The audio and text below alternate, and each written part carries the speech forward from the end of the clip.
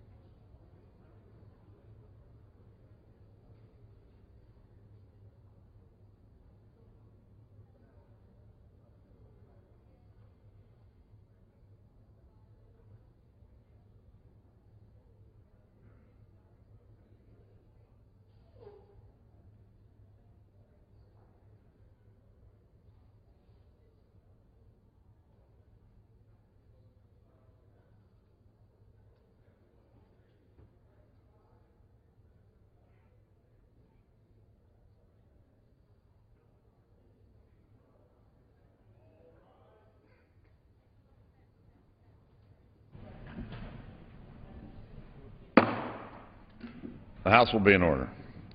Prayer will be offered by our chaplain, Father Coughlin. Your word, Lord God, calls us to reform and spiritual renewal. Where your heart is, there is your treasure. The transformation you ask of us is not a change only of our manners or the way of doing things. It's not a call for a change of language, the bottom line, or even our thinking. Rather, you, Lord, who are hidden from our sight, know the hidden secrets of our heart. So you continually seek conversion of heart until at last our hearts rest only in you. In such a changing world, unless we are willing to change our deepest desires according to your spirit of life and love, we will instead be changed by forces around us. So send forth your powerful Spirit, Lord, that you may have your way with us, both now and forever. Amen. The Chair has examined the Journal of the last day's proceedings and announces to the House his approval thereof, and pursuant to Clause 1 of Rule 1, the Journal stands approved. For what purpose does gentleman from Texas rise? Mr. Speaker, pursuant to Clause 1, Rule 1, I demand a vote on agreeing to the Speaker's approval of the Journal. The questions on the Speaker's approval of the Journal. Those in favor indicate by saying aye. Those opposed, no. Opinion of the Chair, the ayes have it. The ayes have it. Mr. Speaker, gentleman from Texas. I object to the vote on the grounds that a quorum is not present and make a point of order that a quorum is not present. Pursuant to Clause 8 of Rule 20, further proceedings on this question are postponed. The Pledge of Allegiance today will be led by the gentleman from Florida, Mr. Sutherland. I pledge allegiance to the flag of the United States of America and to the republic for which it stands, one nation, under God, indivisible, with liberty and justice for all. The Chair will entertain up to 5 requests for 1-minute speeches. For what purpose does the gentleman from Florida rise? Mr. Speaker, I rise today in the dilemma that we face ourselves in today, and I hope I will be able to address the issue we face. Without objection, the gentleman is recognized for 1 minute. Thank you. I ask for unanimous consent to revise to my remarks. Without objection. I hold in my hand today the Constitution of the United States. It starts and begins by saying, we the people of the United States, in order to form a more perfect union, establish justice, ensure domestic tranquility, provide for the common defense, promote the general welfare, and secure the blessings of liberty to ourselves and our posterity, do ordain and establish this Constitution for the United States of America. I have very, very short time here today, but I will say that irresponsible spending of the federal government does not form a more perfect union. As a matter of fact, it forms a more imperfect union. It establishes injustice. It ensures domestic chaos. It provides for the uncommon defense. It destroys the general welfare, and it endangers the blessings of liberty to ourselves and our posterity. Based on this very Constitution that I hold in my hand, the direction that we are heading violates the will of the people. It is time for us to stop arguing and get on with the work of the people and protect our posterity for generations to come. Gentleman's time has expired. Gentleman yields back. For what purpose does the gentleman from Rhode Island rise? I ask unanimous consent to address the House for 1 minute. Without objection, so ordered. The gentleman is recognized for 1 minute. Mr. Speaker, I rise today to ask my Republican colleagues, which child pictured here would you deny an early education? Why would I ask that question? I'll tell you why. As it stands now, the Republican budget proposal would kick 218,000 children out of Head Start and prevent them from receiving an education. Some of these children right here on this poster. It will close 16,000 Head Start classrooms in which these children learn. It will fire 55,000 Head Start teachers who teach these kids here. A budget document, my friends, is not just about dollars and cents. It reflects our priorities as a nation. Our children are our future and must be our top priority. Head Start is a key investment in improving their educational outcomes. But if the Republican majority has their way, Head Start programs in my home state of Rhode Island would have to cut 3 kids from each classroom right now. And so I ask my colleagues on the other side of the aisle, which of these children will you deny an early education to? I yield back the balance of my time.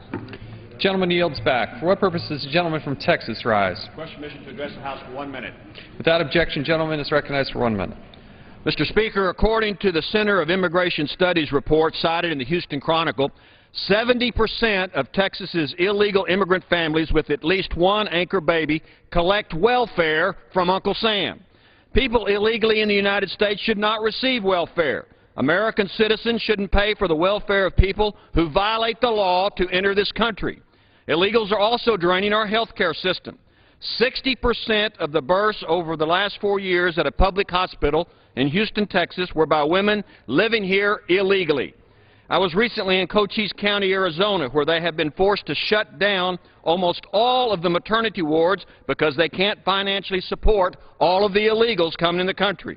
Mr. Speaker, illegal immigration is breaking the bank. Let's take care of our citizens and legal immigrants first. Are you in, Mr. President? And that's just the way it is. Gentleman yields back. For what purpose does the gentlewoman from California rise? Without objection, gentlewoman is recognized for 1 minute. Today, the Republicans want to shut down government. Tomorrow, they want to dismantle Medicare. If the shutdown weren't enough, the Republican Party just released next year's Road to Ruin budget. And unbelievably, the people they have chosen to target are America's seniors. This budget ends the Medicare guarantee as we know it. It turns Medicare into a voucher system where you would have to put your fate back into the hands of private insurance companies. It results in seniors paying more for Medicare. This plan shifts costs onto seniors and cuts Medicare at a time when seniors need health care the most. We must take the target off the backs of our seniors and off of Medicare, a guarantee that seniors have earned through a lifetime of hard work. Yields back. For what purpose does the gentlewoman from North Carolina rise? Permission to address the House for 1 minute, Mr. Speaker. Without objection, the gentlewoman is recognized for 1 minute. Thank you, Mr. Speaker. Every day, courageous young men and women from all over America volunteer to serve our country in the military. They prove themselves as leaders and role models. But what is the response they receive from congressional liberals and even their commander-in-chief? A callous disregard. To further their own political aims, some of our colleagues would deny them their pay if there's a shutdown of the government this weekend. This is outrageous. Our troops, especially those in combat zones, already have plenty to worry about without Democratic intransigence adding personal debt to those worries. In February, Republicans offered H.R. 1 and yesterday H.R. 1363, which ensures ensure that every member of the armed forces would receive his or her full salary for the rest of the year. Republicans support the troops and want them to succeed in their mission. It appears that most of the Democrats in Congress feel differently. Our troops are sacrificing to keep us free and are exhibiting leadership. Democrats should follow their example and honor our commitments to the men and women of the military and their families. I yield back. The gentlewoman yields back. For what purpose does the gentlewoman from Maryland rise? Without objection, the gentlewoman is recognized for 1 minute. Mr. Speaker, there have been a lot of quotes on this floor. So this one goes out to our young people and our seniors and our service members and federal workers who stand to be affected by a government shutdown. It's a lesson for my Republican colleagues, courtesy of the White Stripes, a little effect and cause. I guess you have a problem if you want to invent a contraption. First you cause a train wreck, then you put me in traction. Well, first came an action and then a reaction, but you can't switch around for your own satisfaction. You burnt my house down, then got mad at my reaction. It's just that you can't take the effect and make it the cause. Some of my Republican colleagues who want to shut the government down for the effect you caused, you learn this White Stripes lesson first. If you're heading to the grave, you don't blame the hearse. You built a house of cards and you shock me when you see them fall. You seem to forget just how this song started. You just can't take the effect and make it the cause.